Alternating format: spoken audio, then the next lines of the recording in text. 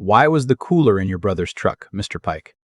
That was the question that ended Aaron Pike's release, not the guilty verdict from the month before, not the government's sentencing memo, not the photographs of contaminated wells or the spreadsheets the jury had already seen. It was that one question, asked in a flat voice from the bench while a white laboratory sample cooler sat on the prosecutor's table with 2 torn evidence seals still stuck to the lid. By the time the hearing ended, Pike was no longer a defendant waiting to self-surrender. He was in custody. I've spent decades watching federal courtrooms change direction in a matter of seconds, and the dangerous ones almost never announce themselves properly.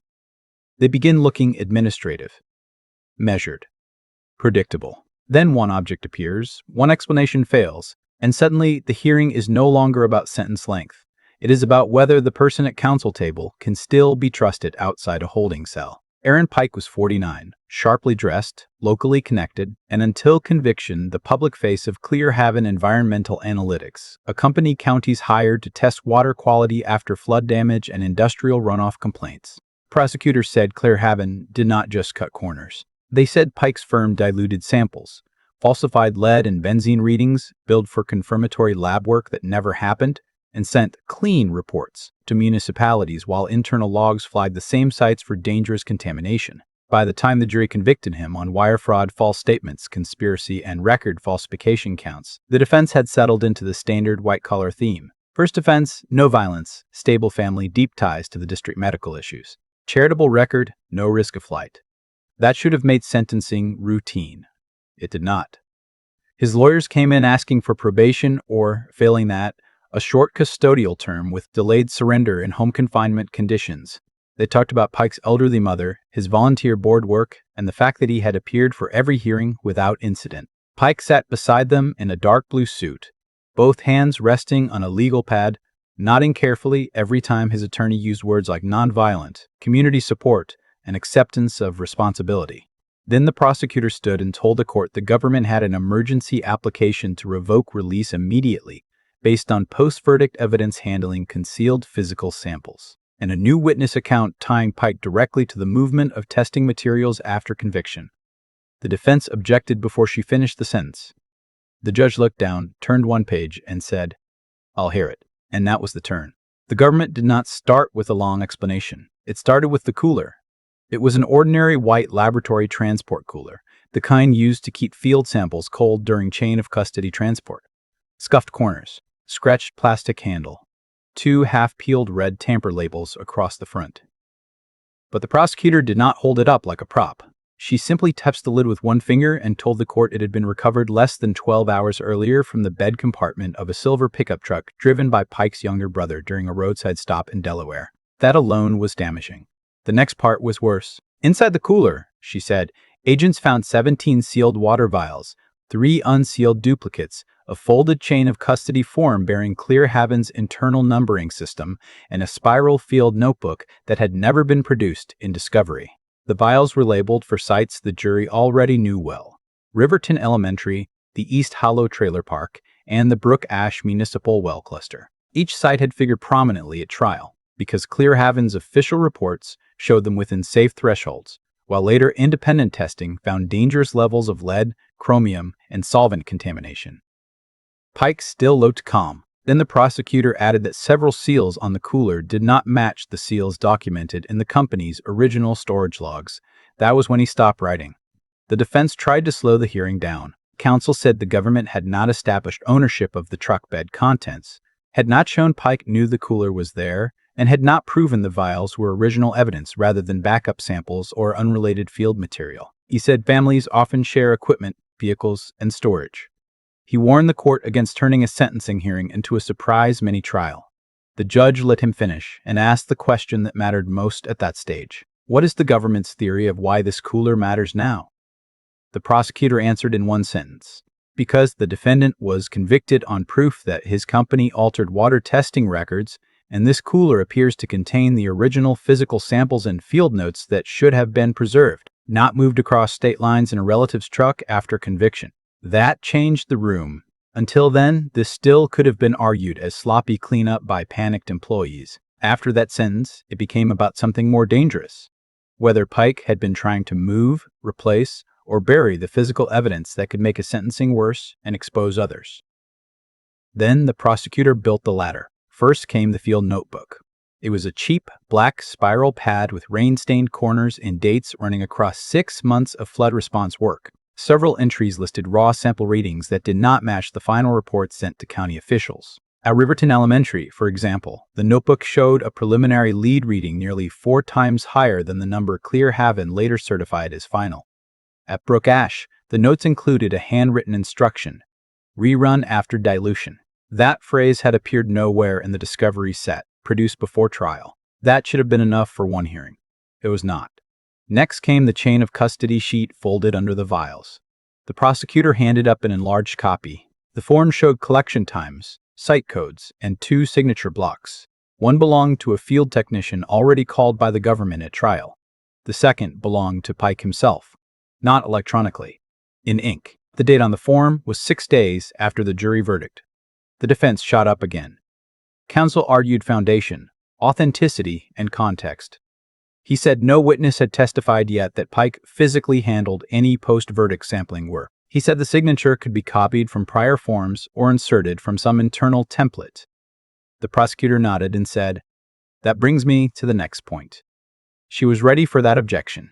Agents had not found only the cooler, she said. In Pike's brother's truck, they also recovered a banker's envelope containing 3 fresh tamper seals, a portable label printer, and a roll of laboratory barcode stickers linked by serial range to Clearhaven's regional storage room in Newark. And on Pike's office desktop, executed under a warrant the morning before sentencing, agents found an unsent draft email titled "Replacement Set." Up to that point, Pike still looked like a man trying to hold posture together by force of habit. Then his shoulders dropped a fraction and his lawyer began writing faster. The prosecutor kept going. The unsent draft was short. It had no greeting and no signature block. Just a list. Riverton, use chilled set. Riverton, use chilled set. Brook Ash, need clean duplicates. Trailer Park, if seal's broken, relabel. Keep originals off-site until after sentencing. The defense said draft language proves almost nothing without authorship, transmission, or context. They said office machines are used by multiple people. They said clean duplicates could refer to uncontaminated control samples or reruns prepared for quality assurance. That was not a terrible argument. It lasted less than a minute, because the government had a witness, not live on the stand in full direct examination. The judge permitted a limited proffer for the release issue from FBI Special Agent Marin Cole and from a former Clearhaven lab supervisor named Elena Ruiz, who had agreed to cooperate after the verdict. Ruiz told agents Pike called her 2 nights earlier and asked whether any old flood coolers were still logged under site codes that matched Riverton and Brook Ash. When she hesitated, Pike allegedly told her, "I only need to know what still exists and what can be made to line up." That line landed hard.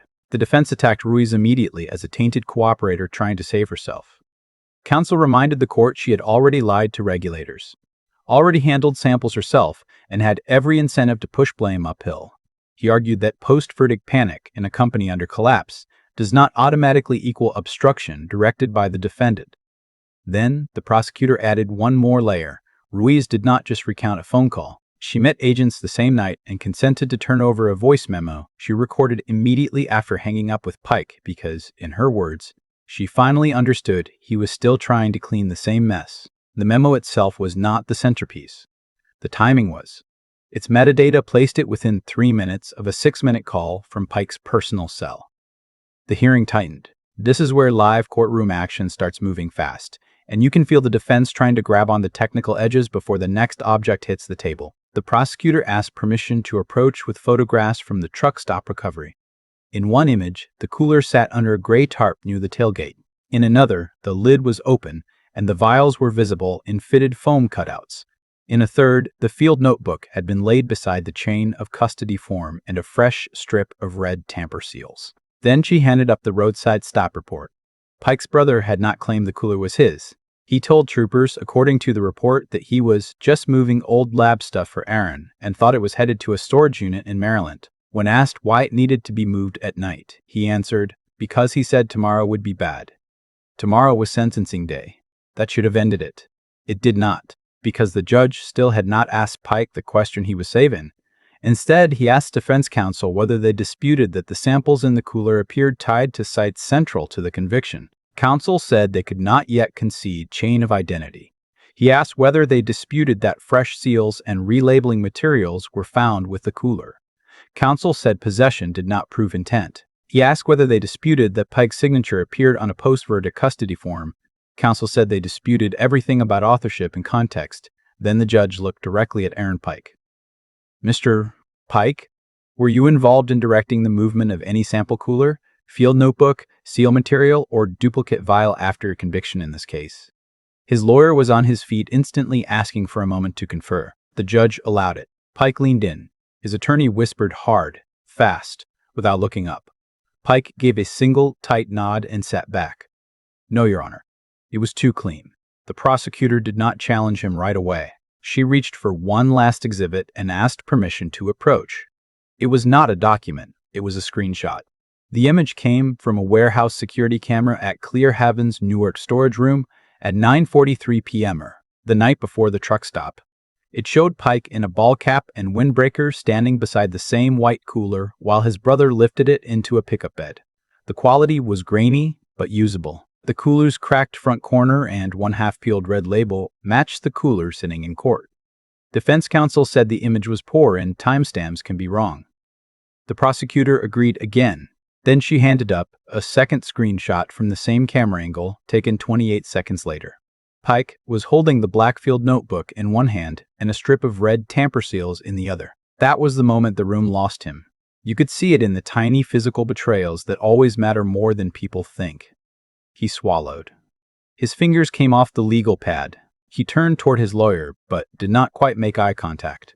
His mother in the second row leaned forward as if the distance itself might change what the judge had just seen. Then came the question I started with. Why was the cooler in your brother's truck, Mr. Pike? Pike tried to step around it. He said he had gone to the warehouse only to look for personal files. He said employees and relatives had been removing leftover company materials during shutdown. He said he assumed the cooler contained outdated quality control items, not evidentiary samples. He said he did not know what specific vials were inside and had not opened the lid. He said the post-verdict signature might have been applied in a rush while sorting old inventory. That is a bad answer set in federal court because every clause creates another factual edge someone can test.